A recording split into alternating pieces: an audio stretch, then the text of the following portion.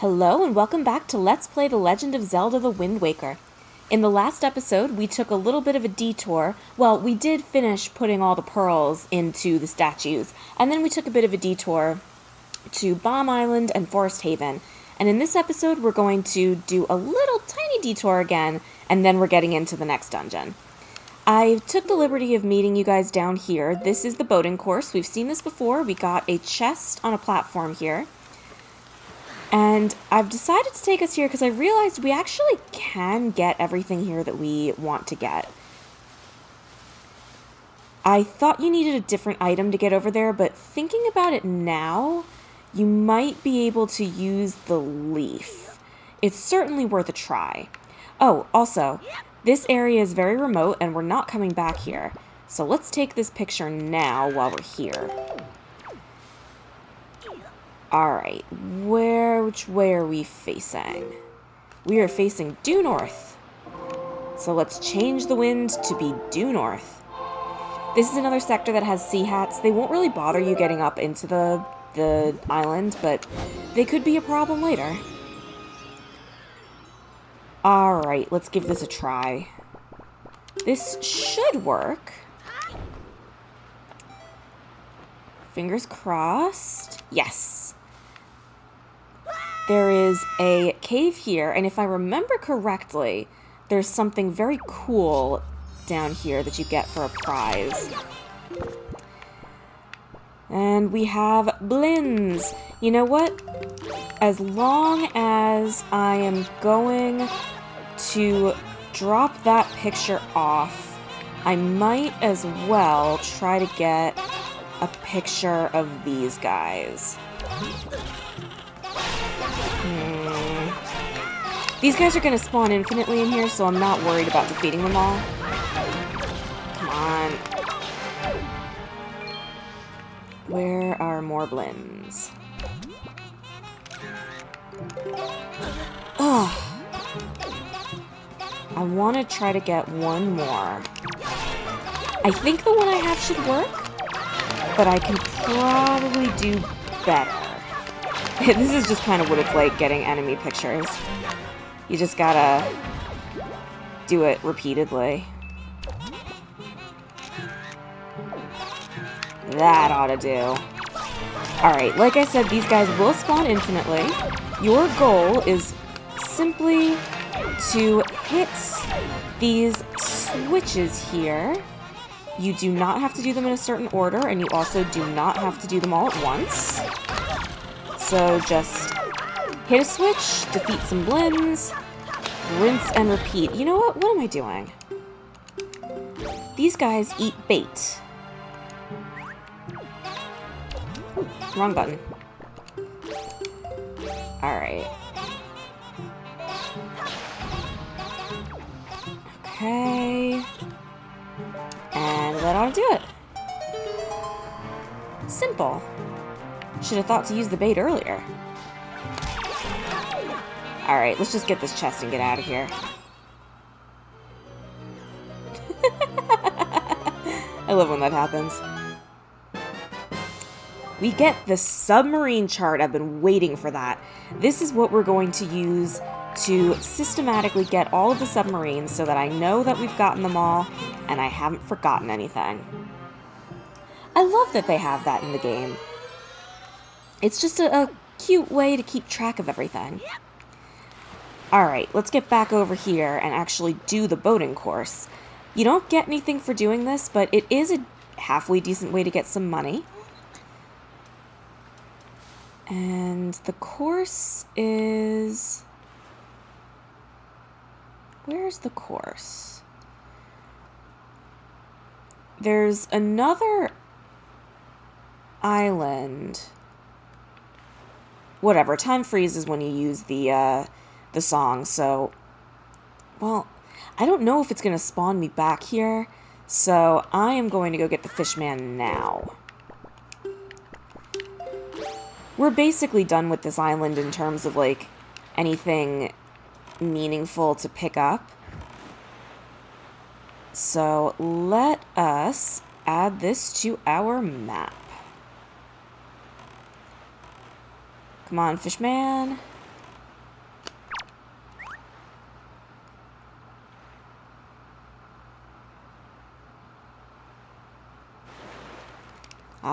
right.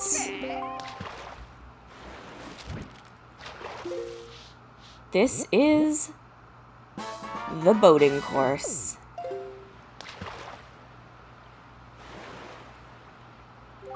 Let me ask you something, Fry. Have you been using R to make your boat jump? Well, have you? Of course, going out to sea just to jump around would be real dumb if you ask me. Anyway, what you can do is tilt the control stick to move your tiller just as you land. That's how you make a sharp turn. If you didn't know that, why don't you try it out? That could be useful. Let's see that in action. Yep, sharp turn. Alright.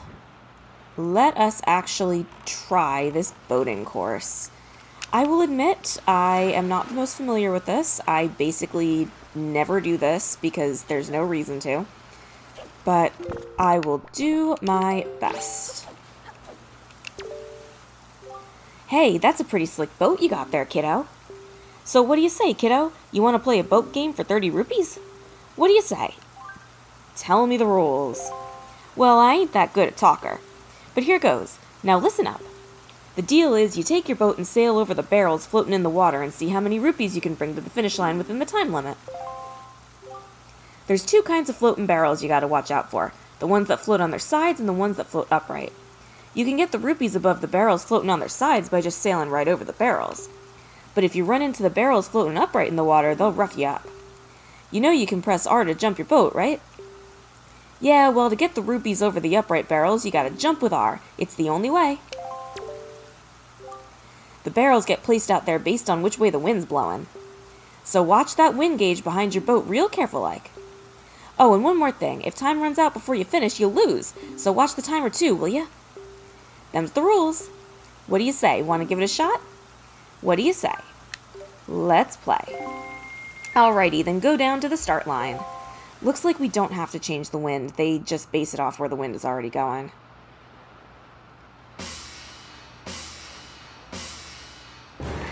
Alright, let's go. I've definitely done this before.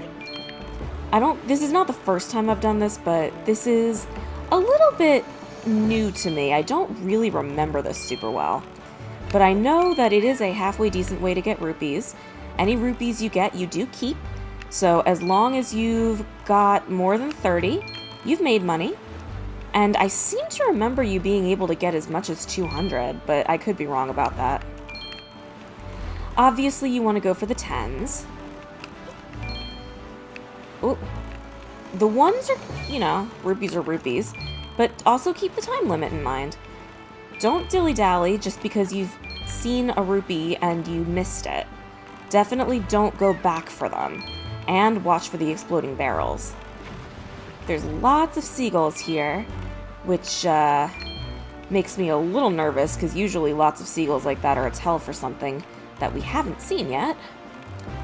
But I know they won't let that happen here. Okay. We're doing very well. We've already made 60 rupees.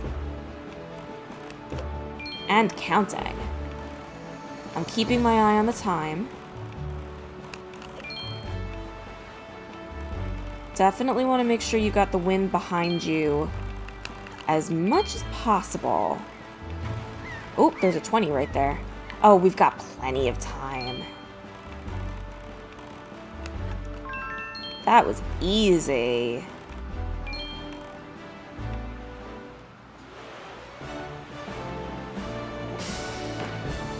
We got 143 rupees, so we made 113 rupees from that. Not bad.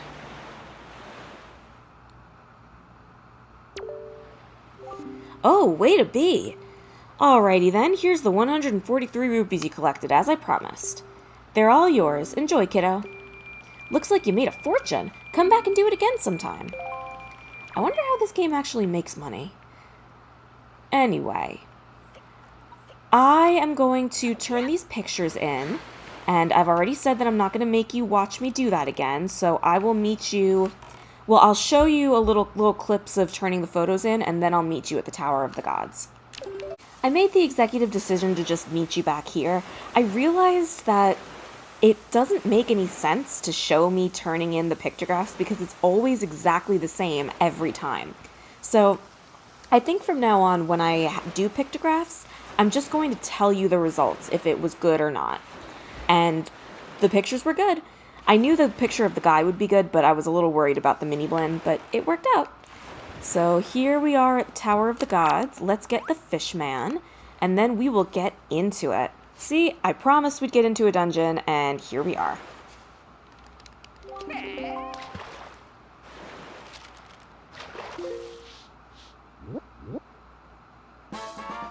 Tower of the Gods. It is enormous.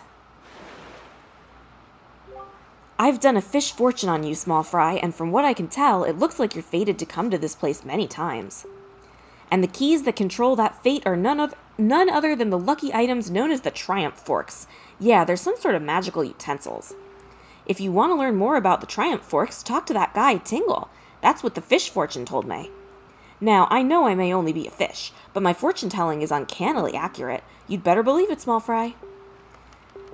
Well, he is right that we'll be here many times.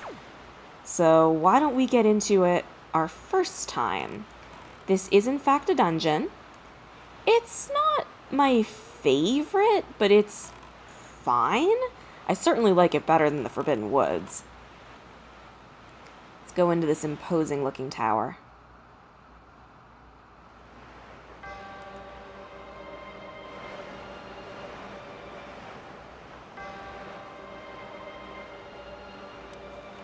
This is a bit of a different dungeon.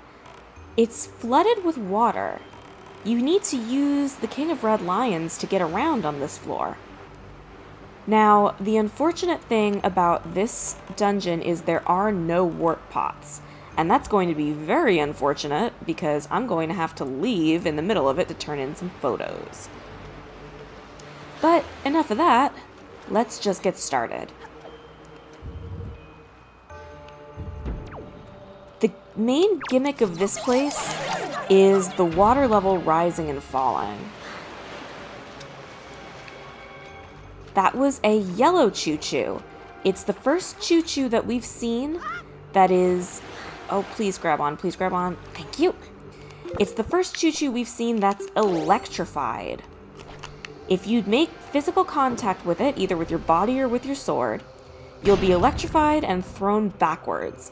You can't beat it with your sword unless you stun it first. Oh, there's nothing here.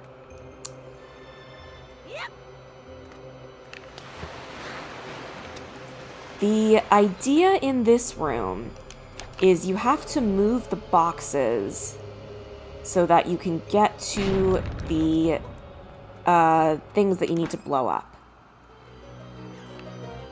And right here, we've got our dungeon map.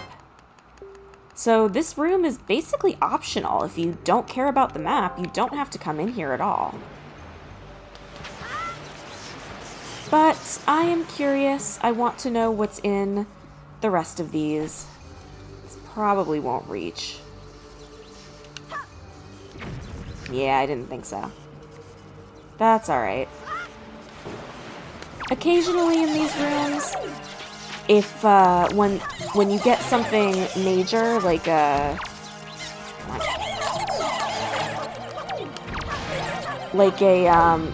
treasure item, it will spawn additional enemies.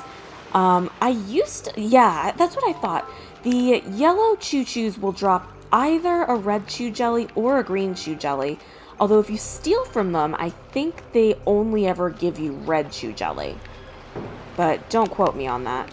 We don't need any more red or green chew jelly, so it doesn't really matter. Be a little bit careful. You can blow these boxes up. So if you're trying to do what I'm doing, you can get yourself in a little bit of trouble. Yeah, see there? Doesn't look like there's a whole lot back there anyway. Ah! Wrong button. Okay. Let us... Yeah, this is why I don't like this dungeon a lot. There's a lot of waiting. there anything in here? No, there's nothing in there. It's not worth it. Let's just get out of here. But yeah, there's a lot of waiting for the water to do its thing. And we know that I don't like waiting. Okay. There's quite a few ways to go if you look carefully. But I'm going to go the way that the game wants you to go. Is this going to work? Get on, get on, get on, get on. Thank you. That's one way to do that. It's not necessarily the intended way. These are Armos. These ones are not alive, but that will not always be the case. Another gimmick of this dungeon is there's a lot of switches you need to press that are like hold switches. Oh. So they need to have something weighing them down at all times. That's going to come into play a lot later. This place is honestly really big. There's this whole water floor here, and then there's like an entire upper section. Definitely going to have to split this into parts. We're not going to finish the dungeon basically in one episode like we did with Dragon Roost and Forbidden Woods. Well, Forbidden Woods wasn't like all in one episode, but you know what I mean. We got really, really far in one episode. This is definitely going to be a 2-episode dungeon, maybe 3? I guess we'll just see as we go. And now we wait again. My throat is a lot better today than it was the last time I recorded this. I guess I really should have not recorded the other day. Do I wait? Yeah, I wait. Yeah, good idea, I waited. But yeah, I probably should have just not recorded that last episode and waited for my throat to recover a little bit. Because one of the best remedies for a sore throat is just good old-fashioned silence. But you know what? It is okay, because now I'm better. Although I probably shouldn't push it and record a ton right now. I should probably go easy and just do the 1 episode. And here we go.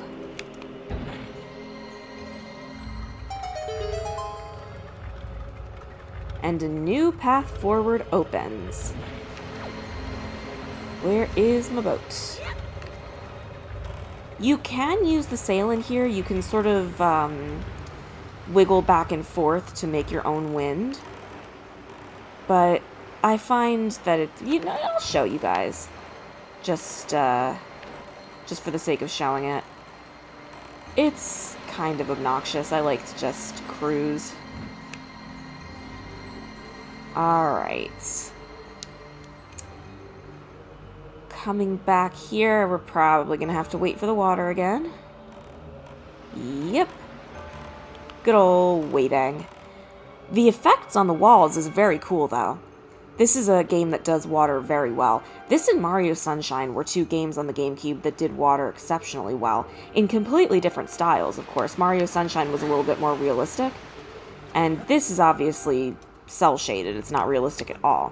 But it still works in its own way. Alright, this time they want us to use both of the Armos. And I believe this is going to be another waiting room. Alright, we need to assemble a bridge that we can jump across. Let's just see how it can jump across there. Okay, we're going to need to move this more this way. Nice thunk sound. Alright, let's test it out. Okay. That works. That works. That works too. Okay. So here, we've got some torches, and we've got Boko Baba sticks. We need to light those torches over there, and I'm actually going to wait, because I don't think I would have made that. I'm going to wait to light this so that it doesn't go out. I like that in this game, the sticks don't burn out, the sticks don't burn up, the fire just burns out. It's a lot more convenient than in Ocarina of Time, where it burned up your stick. But then again, in Ocarina of Time, the sticks were inventory items, and here they're just items you find in the overworld. You don't actually get to keep them. So, totally different system.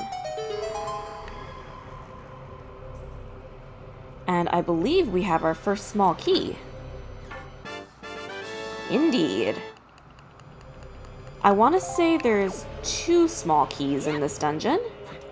Oh, we've got shoes.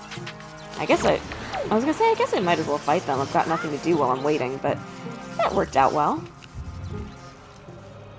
Okay, now that we have our small key, we can go back, and you may have noticed there are some big cracked walls that we can blow up with our bombs. It wouldn't have made much sense to do it earlier because, well, there would have been a locked door. But now that we've got our key, that does not matter anymore. There's 3 cracked walls, and you can blow up any one of them. It does not matter. They all lead to the same place. You are going to have to abandon your boat here, which is just as well, because that means that you don't have to cruise around anymore. I'm just admiring the water in here. That waterfall looks very cool. Not realistic, like I said, but still very cool. Alright. We'll be back for our boat later. Let's see. I think there's something down there. Yeah, I'm pretty sure there's torches down there. I love when the sticks bounce like that. Yeah, there's torches, but I don't think I'm gonna make it. Alright, let's just wait. Okay. That guy shouldn't bother us. I should be able to get around him just fine. I'm sorry if this episode's a little bit whatever. I'm having a little bit of trouble coming up with stuff to say, which I guess I shouldn't admit, but I don't know. I feel like if I have nothing else to say, I might as well admit that I can't think of anything. You know, some days are just like that. Some days I'm really on my game with the commentary, and some days I just can't think of anything. There's advice that another Let's Player called Josh Jepson gave, and he said that whenever you're Let's Playing, all you gotta do is just keep talking. Doesn't matter what you're talking about, just keep talking. And eventually things will just come. And some days that is easier than others, I tell you what. Alright, let's get rid of these guys. Oh! I'm pretty sure that in this room you just have to kill all the enemies and then something will happen. Don't remember for sure, but I'm pretty certain that's what it is. Yeah, that is what it is. Oh! These choo-choos are really more... Yeah, there we go. Are, more... What's the word I'm looking for? More faithful to the original choo-choos in the 2D Zeldas. In the 2D Zeldas, the only choo-choos that you have are green choos, and they're all electrified. You have to beat them with arrows or something. So it is following with Zelda tradition that we've got electrified choos. I was drinking some seltzer earlier. I guess I've got the hiccups or the burps or whatever. Okay, and yet another path opens up. But we haven't gone in this door yet. I'm pretty sure I know what's in this door, and I don't think we can do anything with it. Yeah, we can't do anything. Well, we can't. That's not true. We can do some stuff in here. This is a bubble. A red bubble, in fact. And we're going to have to come back here for something later, but there is a chest in here. I'm going to go ahead and say this is probably the compass. Yep, it's the compass.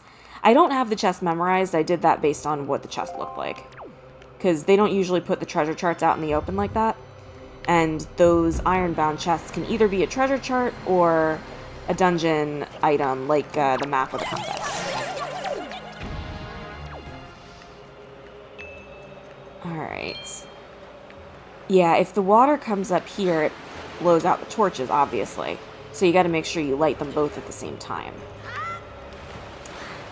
Let us go to that little opening that just opened up. And you know what? We're making better time than I thought.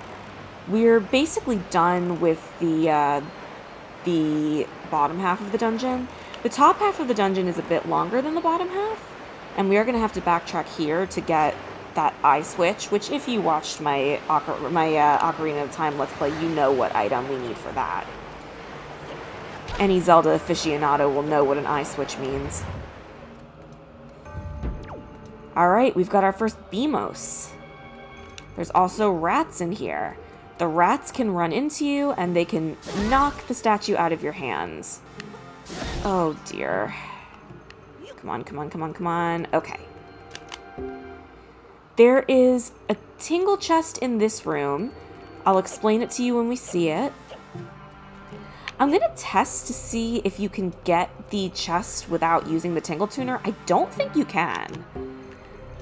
And then you stand on this. Oh man, a rat ran into me. In the middle of the cutscene and everything. I wasn't keeping track of our health. I don't know if we actually took damage for that or if we just lost rupees. There is a platform right there. That is where the tingle chest is.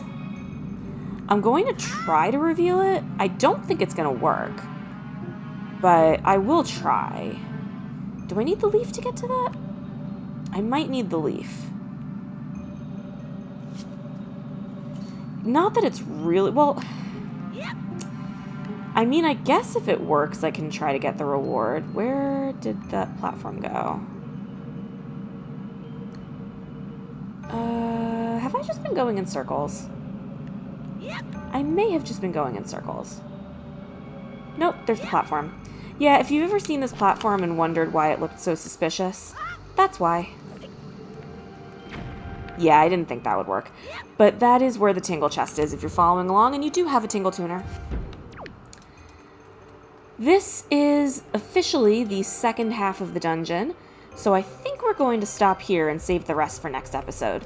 Thank you very much for watching this episode of Let's Play The Legend of Zelda the Wind Waker, and hopefully I'll see you in the next episode where we may or may not finish this dungeon. Bye-bye!